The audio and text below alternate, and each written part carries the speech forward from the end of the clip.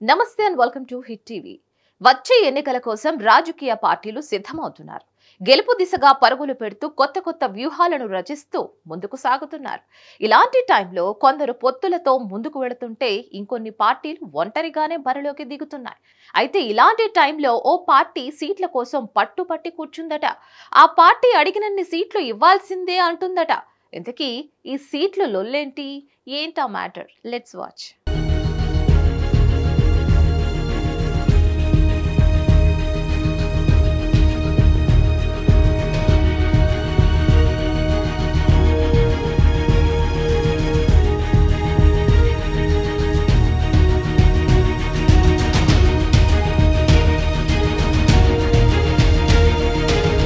వచ్చే ఎన్నికల్లో టీడీపీతో పొత్తు పెట్టుకోవాలంటే అడిగిన సీట్లను ఇవ్వాల్సిందే అని బీజేపీ పట్టుబడుతున్నట్లు సమాచారం.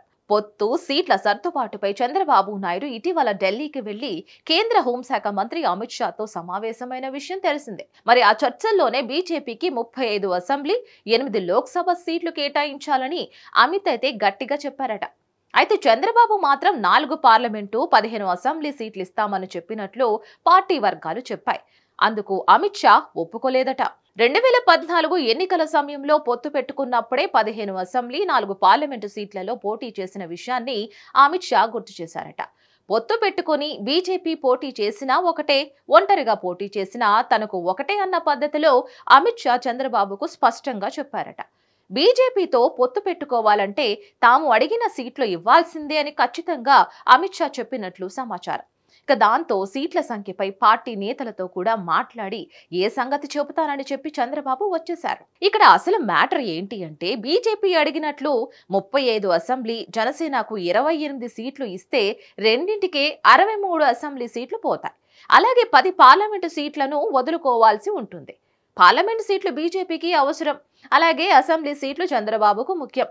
అయితే అసెంబ్లీల్లో గెలిస్తేనే పార్లమెంటు ఎన్నికల్లో గెలుపు సాధ్యమవుతుంది. అందుకనే బీజేపీ నేతలు పార్లమెంటు సీట్లతో పాటు అసెంబ్లీ సీట్లను కూడా ఎక్కువగా అడుగుతున్నారట. మొత్తానికి చూసుకున్నట్లయితే మిత్రపక్షాలకు అన్ని సీట్లు ఇచ్చేస్తే చంద్రబాబుకు పార్టీ నేతల నుంచి సమస్యలు పెరిగిపోవడం ఖాయం.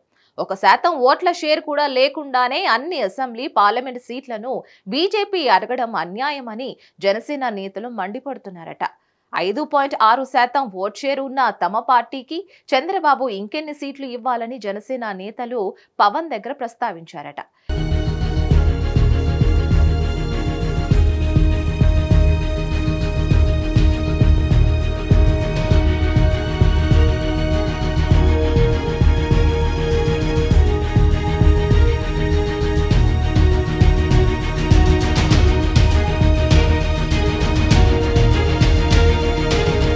కాకపోతే బీజేపీ అడిగినట్లు 35 అసెంబ్లీ, 8 పార్లమెంట్ సీట్లు ఇవ్వకపోయినా కనీసం 20 అసెంబ్లీ, 6 లోక్సభ సీట్లైనా వదులుకోక తప్పదు అన్నట్లు సమాచారం.